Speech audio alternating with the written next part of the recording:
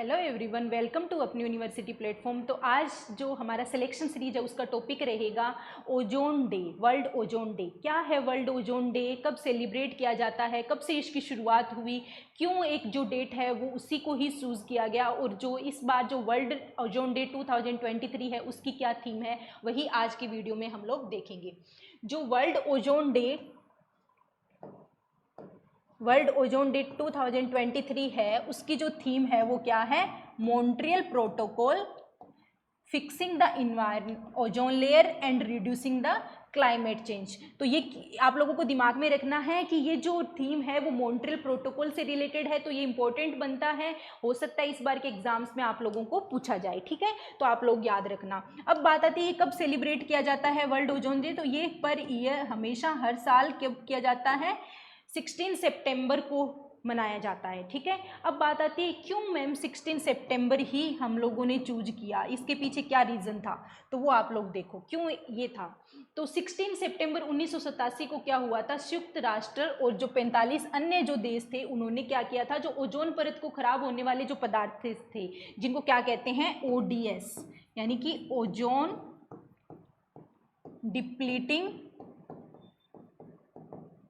Substances, जो ozone depleting substances थे ना, उन पे एक जो मॉन्ट्रियल प्रोटोकॉल हुआ था उस पे साइन हुए थे, ठीक है। तो इसीलिए 16 सितंबर 1987 को तो मॉन्ट्रियल प्रोटोकॉल पे साइन हुए थे, और वो ओजोन परत के संरक्षण के लिए ही था। तो इसीलिए हमने 16 सितंबर है उसको वर्ल्ड ओजोन डे के जो डेट है उसको डिसाइड किया गया था, ठीक है।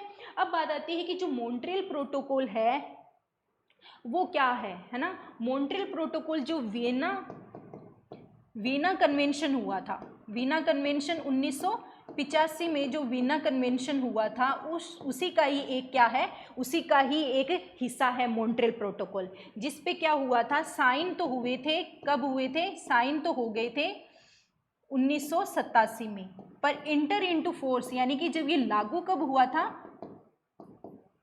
लागू हुआ था 1989 में। तो ये आप लोगों को ध्यान में रखना है कि कब ये लागू हुआ था, इसके जो साइन है वो कब हुए थे, ये दोनों चीजें वो किसके लिए हैं, मॉन्ट्रियल के लिए। तो आप लोगों को याद रखना है कि जो मॉन्ट्रियल प्रोटोकॉल है वो उस पे साइन हुए थे 1987 में, और जो ये लागू कब हुआ था, 1989 में हुआ था, और वीना कन्वेंशन जो 1985 में हुआ था उसी का ही एक हिस्सा है ये, ठीक है। तो मॉन्ट्रियल प्रोटोकॉल बेसिकली किससे रिलेटेड था, ओजोन परत के संरक्षण के लिए रिलेटेड था, क्योंकि जो इंडस्ट्रियलाइजेशन हुआ, यानी कि इंडस्ट्रियलाइजेशन होने के बाद में जो पोल्यूशन है वो बहुत ज़्यादा बढ़ गया था, उसकी वजह से जो मेनली जो पोल्यूटेंट थे, जो हम बोल सकते हैं कि हेलोजन गैसेस थी, वो क्या करती है, जो ओजोन के जो पार्टिकल्स होते हैं उनको जो उसको क्या करती है, धीरे धीरे डिप्लीट यानी कि तोड़ना शुरू कर देती है। जी, ये ओडीएस वर्ड यहीं से निकल के आया कि कौन से जो सब्सटेंस है, मेनली जो हेलोजन ग्रुप्स होते हैं वो क्या करते हैं, क्योंकि ओजोन है क्या, ओजोन है क्या, ओजोन क्या होते हैं, 3 ऑक्सीजन जो एटम्स होते हैं ना उन्हीं से मिलके बनता है, ठीक है। सनलाइट की प्रेजेंस में O2 प्लस O जब मिलता है तो वो क्या बनता है, O3, यही क्या है,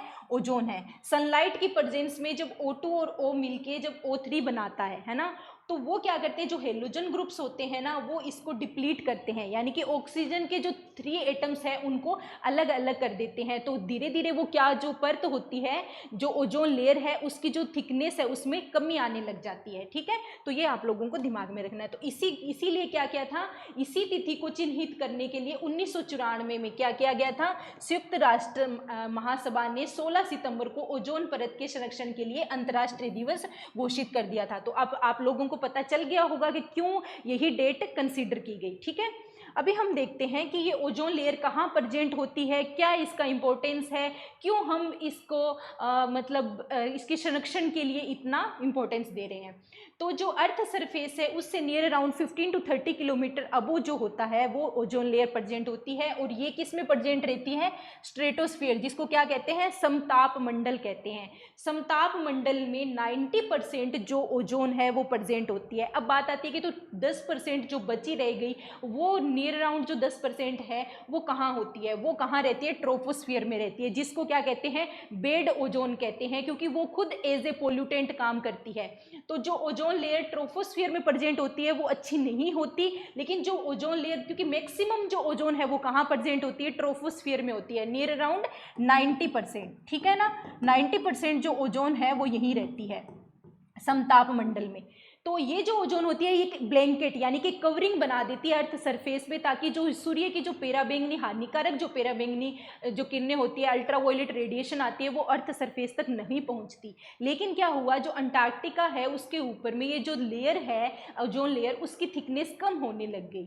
कम होने का मतलब वहाँ पे क्या हुआ, पोल्यूशन, जो ये पोल्यूटेंट थे उन्होंने इसका जो डिप्लीशन है ओजोन लेयर का वो वहाँ पे शुरू हो गया, और ज़्यादा होने की वजह से वो परत है उसकी जो मोटाई है वो क्या हो गई, कम हो गई। तो इसीलिए हम लोगों ने क्या किया कि सारी जो कंट्रीज है उनके लिए एक वो बहुत बड़ा इशू बन गया। तो इसीलिए ये मॉन्ट्रियल प्रोटोकॉल हुआ, वहाँ से ही ये चीज़ निकल के आई कि ओजोन परत का संरक्षण करना बहुत ही ज़्यादा जरूरी है, क्योंकि ये डायरेक्ट जो हमारा अर्थ पे जो क्लाइमेट चेंज हो रहा है उससे रिलेटेड होगा।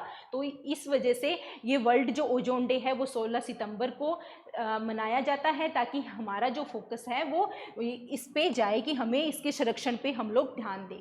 अभी देखो क्या है, ओजोन एक पतली परत के रूप में सूर्य से आने वाली लघु तरंग पेराबैंगनी किरणों को अवशोषित कर जीवन रक्षा में सहायता करती है। मेनली जो कौन सी होगी, अल्ट्रावायलेट बी रेडिएशन होती है उनको अवशोषित करती है, पृथ्वी के लिए एक ढाल की तरह काम करती है और उसके पारिस्थितिक संरक्षण के लिए बहुत ही ज्यादा जरूरी है। अभी देखो ओजोन परत को सबसे ज्यादा नुकसान मानव निर्मित क्लोरोफ्लोरोकार्बन, ये जो क्लोरोफ्लोरोकार्बन है ये क्या करते हैं, CFC कहते हैं, ये नुकसान पहुंचाते हैं। ये जो हम डेली लाइफ में जो यूज कर रहे हैं चीजें, जैसे रेफ्रिजरेटर हो गया, ये AC हो गया, तो इससे भी ये जो हानिकारक पदार्थ है वो निकलते हैं और वो क्या करते हैं, ओजोन लेयर को डिप्लीट करते हैं।